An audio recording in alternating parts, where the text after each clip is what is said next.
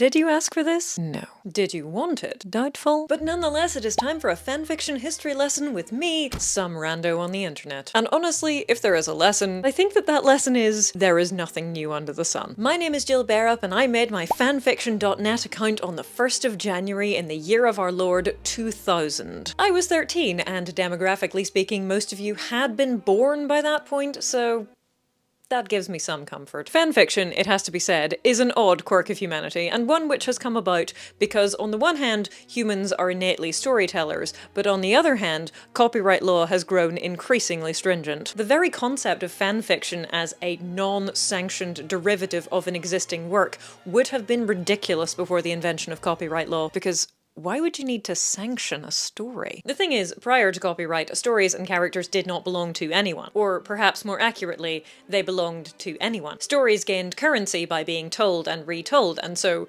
it's probably not a surprise that poems and stories with well-marked structures are the ones that we remembered. Memorable is everything, especially in a culture where writing isn't really a thing. And honestly, even in cultures where writing is a thing. But while all fanfiction is derivative work by definition, not all derivative work is fanfiction. So let's take a brief trip to ancient Greece, say, where we meet Homer, who wrote the Iliad.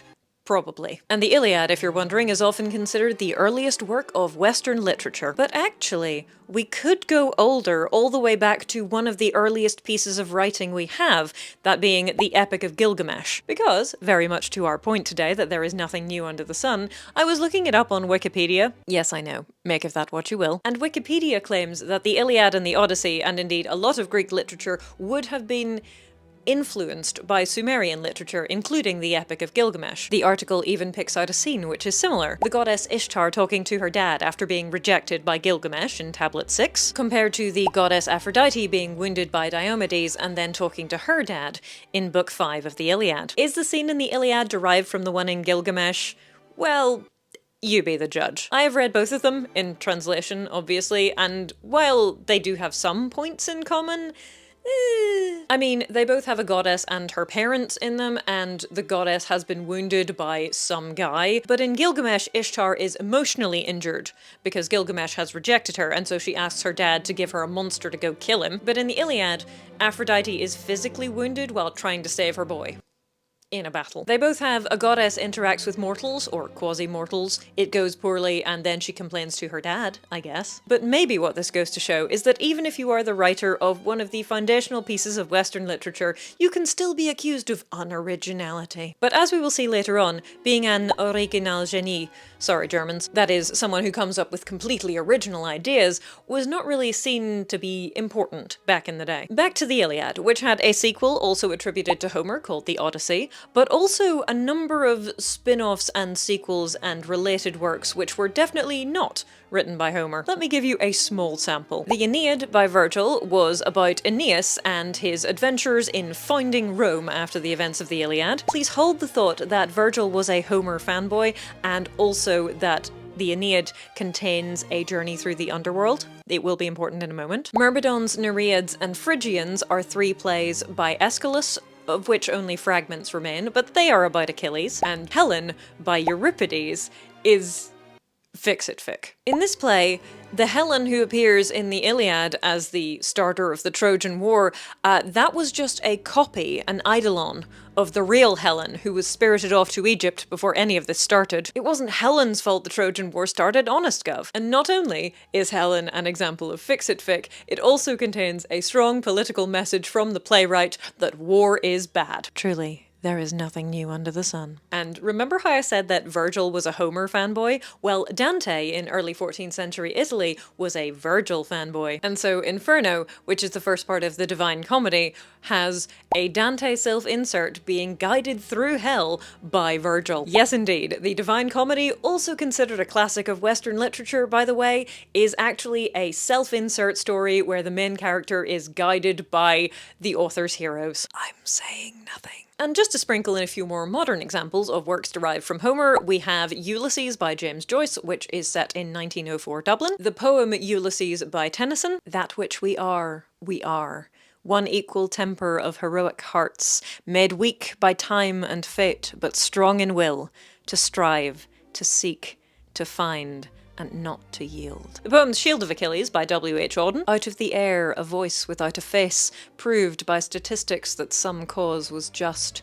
In tones as dry and level as the place, no one was cheered, and nothing was discussed. And O Brother, Where Art Thou? By the Coen brothers. Another fun fact is that back when copyright didn't exist, if you had a copy of a novel, say The Tale of Genji from 11th century Japan, you probably had it because someone, maybe even you, had made a hand copy of it. And if you're going to make a hand copy of it, then why not include some fan art? As in, your own personal illustrations. Maybe even some annotations, you know, just for funsies. It must be pointed out, though, that even before the widespread adoption of copyright, there was still scope for you to really annoy an author by messing about with their intellectual property. Do you like metafiction? What about an author canonizing an unauthorized sequel so he could make fun of it? Spiteful? Hilarious? Both? You be the judge. Don Quixote, written by Miguel de Cervantes, published in 1605, it was a huge hit. But 9 years later, there still wasn't a sequel. Until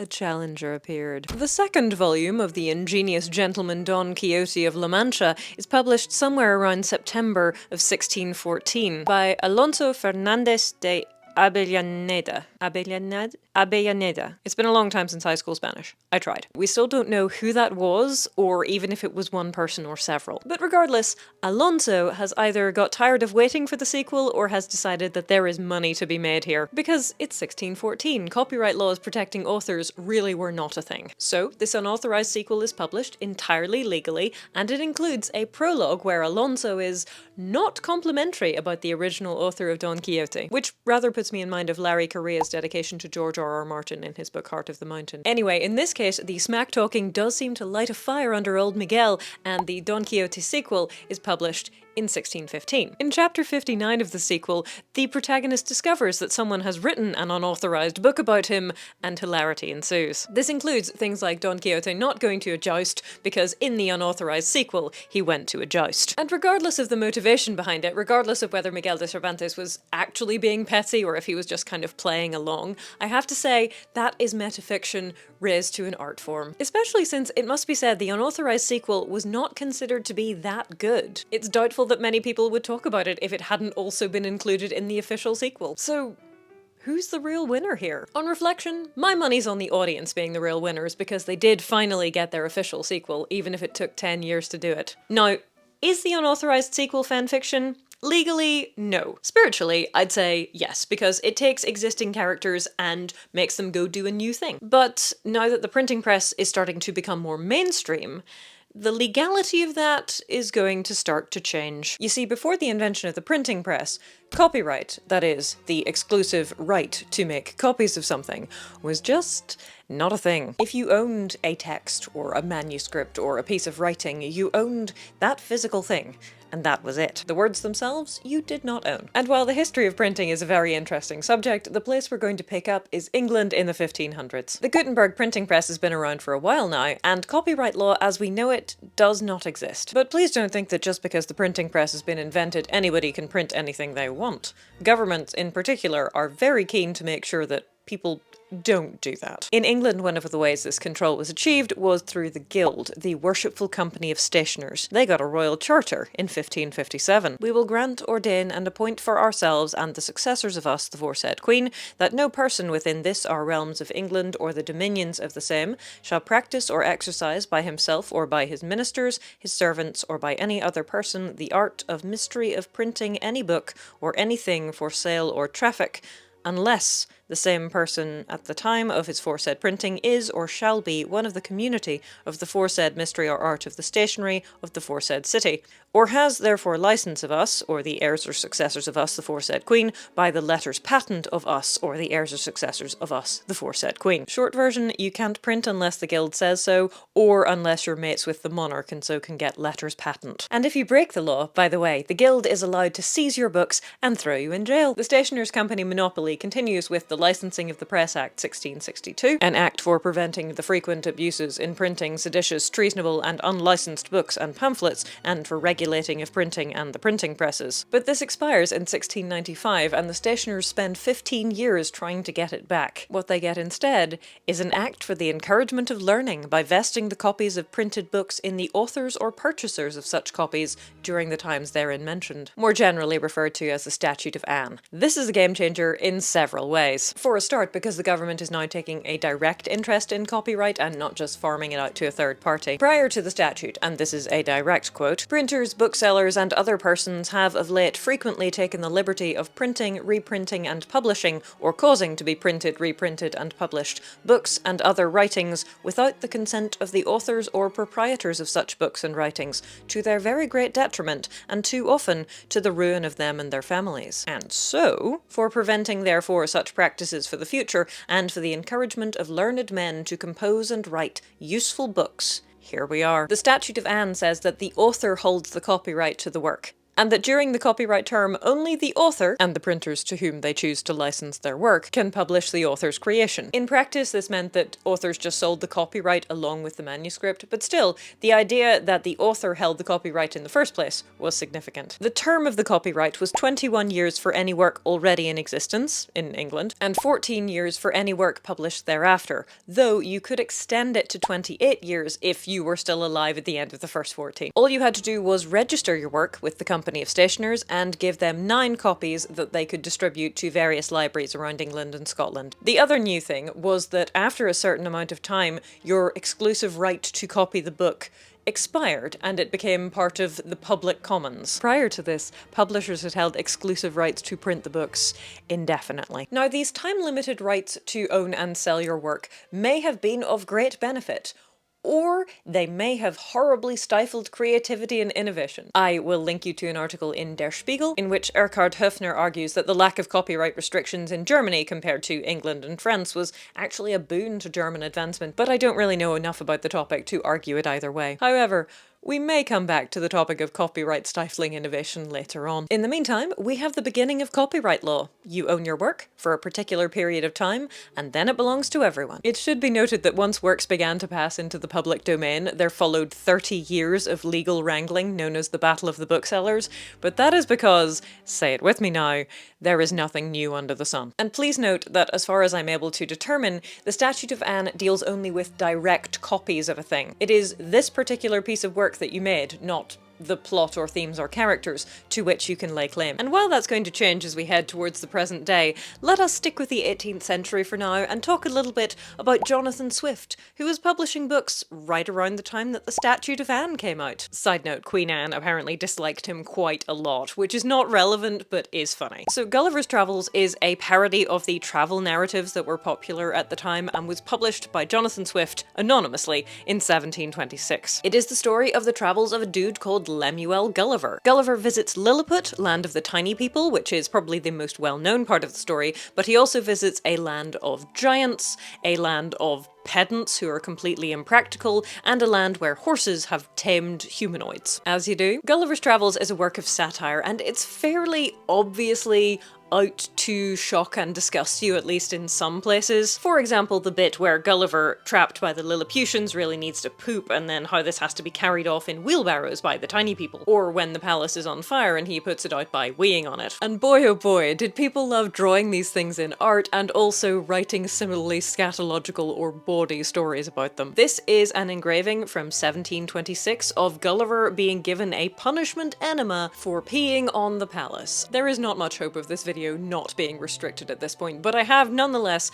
censored this engraving, which just feels weird. But as I keep saying, there is nothing new under the sun. In the fanfiction category, see also please Alexander Pope's poetry, written from the point of view of Gulliver's wife, who is understandably frustrated that he comes home from his travels and hides away from her when they could be doing other things. So as we can see, making things directly related to already published works, not actually legally a problem in the 18th century. Making things considered explicit or gross or bawdy, also less of a problem now that there isn't a guild to tell you what you can and can't print. That being said, copyright and what you can and cannot do with other people's characters gets more restrictive over time, and I think that one of the reasons for this is the concept of genius. So that is the side tour we're taking next. What do geniuses have to do with copyright law?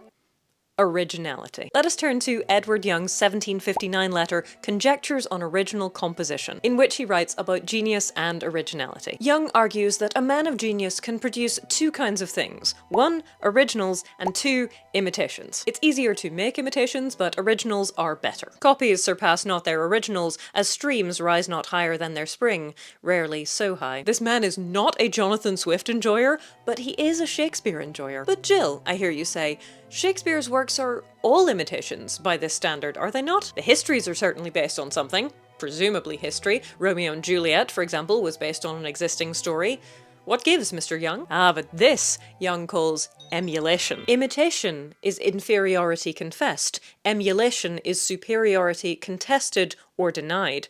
Imitation is servile. Emulation generous. That fetters. This fires. That may give a name. This a name immortal. Sure, says Young, you may start with something that's similar to something else, but it is possible to transcend that and make something better. This concept that originality is better than merely imitating your predecessors becomes quite popular, particularly with the proto-romantic Sturm und Drang movement in Germany. For example, Johann Wolfgang von Goethe, big fan of Young. And he and his compatriots like to think that they are originals, geniuses, Originalgenie. And this enthusiasm for originality is, I think, quite significant for the development of copyright law as it stands today. Before the printing press, it was very difficult to attribute written works to one person. Even a copy of an original would likely not be exact. But once the printing press comes along, we can make lots of exact copies of something. We can know who the author was, and the work can belong to them. And should belong to them by right, since they created it. No, listen to me. We are not going into John Locke and the labour theory of property, or we will never make it to the 20th century, never mind the 21st. All evidence to the contrary aside, I can be brief. Fine.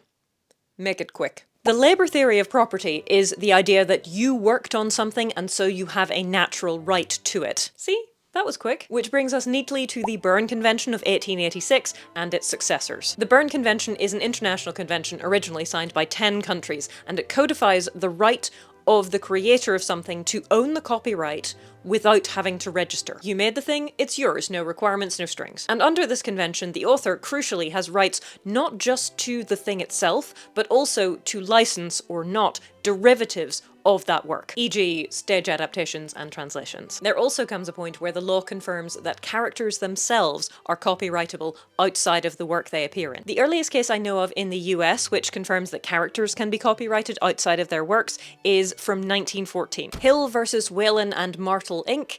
is about the infringement of characters called Mutt and Jeff. Mutt and Jeff are two cartoon characters who appear in a comic strip created by Bud Fisher, but someone decides to rename them Nut and Gif and put them in a dramatic performance called In Cartoonland. That performance gave many direct quotations from the cartoons, and it was clear that they were intended to be understood and were understood to be the same characters. This case, as you will see, rested on market substitution theory. One test to determine whether a parody is a mere criticism or a reproduction is whether the parody given is such as will materially reduce the demand for the original by partially satisfying that demand. Those who saw Nut and Gif would have less keen a desire to see Mutt and Jeff. Having seen the former, they would be more likely to spend the next dime or quarter they had available for such purpose on a show other than the authorised dramatisation of the latter.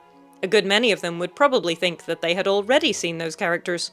They would not be far wrong in so thinking. But characters can be copyrighted independently of whether or not that applies. That being said, you can't claim copyright infringement for just any character and have it work. In Nichols versus Universal Pictures Corporation in 1930, the plaintiff asserted that her play, Abe's Irish Rose, where a Jewish man secretly marries a Catholic girl, was infringed by the creation of the movie The Coens and Kellys, where a Catholic man secretly marries a Jewish girl. The judge, whose name is genuinely Judge Billings Learned Hand, amazing, did not agree. In the two plays at bar, we think both as to incident and character, the defendant took no more, assuming that it took anything at all, than the law allowed. the stories are quite different. Mere ideas and stock characters, the judge goes on to say, cannot be copyrighted. But if Twelfth Night were copyrighted, it is quite possible that a second comer might so closely imitate Sir Toby Belch or Malvolio as to infringe, but it would not be enough that for one of his characters he cast a riotous knight who kept wassail to the discomfort of the household,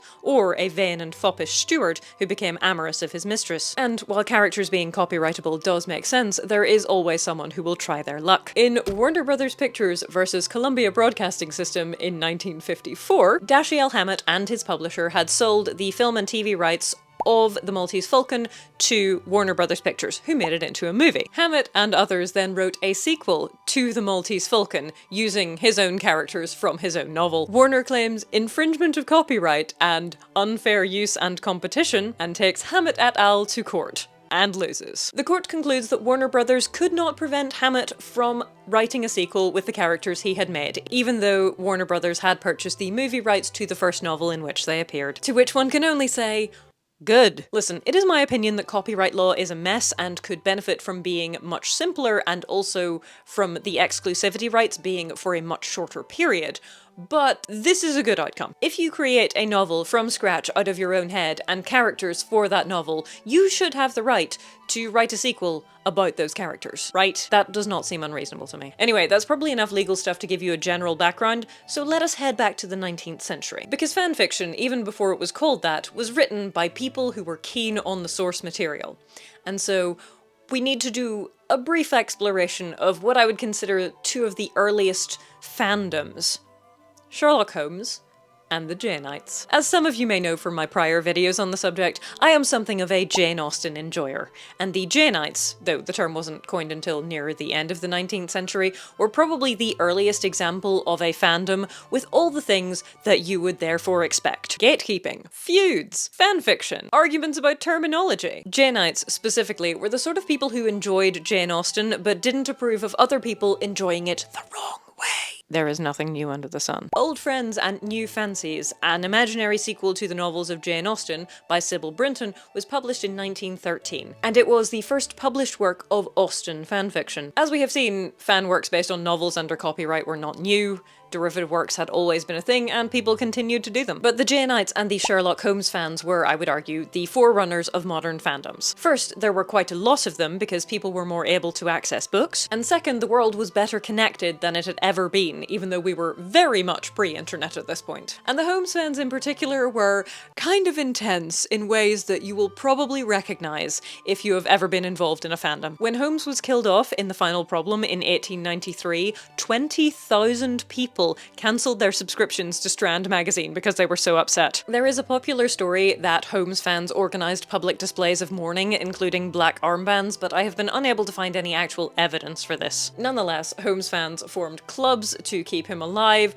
wrote stories about him, like John Kendrick Bangs' Pursuit of the Houseboat in 1897. They wrote letters to Conan Doyle expressing their feelings, and generally acted in a way that, as I said, you may well recognise. But while Sherlock Holmes was indeed under copyright, Conan Doyle just didn't care. When he was written to by William Gillette to say, "Can I write a play about Sherlock Holmes? And can I marry him off in it?" Conan Doyle responded, "You may marry him, murder him, or do anything you like to him." The fact that fanfic writers are largely subject to the whims of the copyright holder is another thing that we will be seeing more of in the future. There is still nothing new under the sun. Okay, we have established the popularity of derivative works. We have at least a sketchy idea of copyright law and how it evolved. We've talked about the first fanfics and how originally they would have been completely legal to publish and make money off, but that gradually disappeared over the years as copyright rules became more restrictive. And we have made it to the 20th century, ladies and gentlemen. Yes, indeed. Which means it's time to talk sci-fi, fanzines, and the birth of the word fanfiction.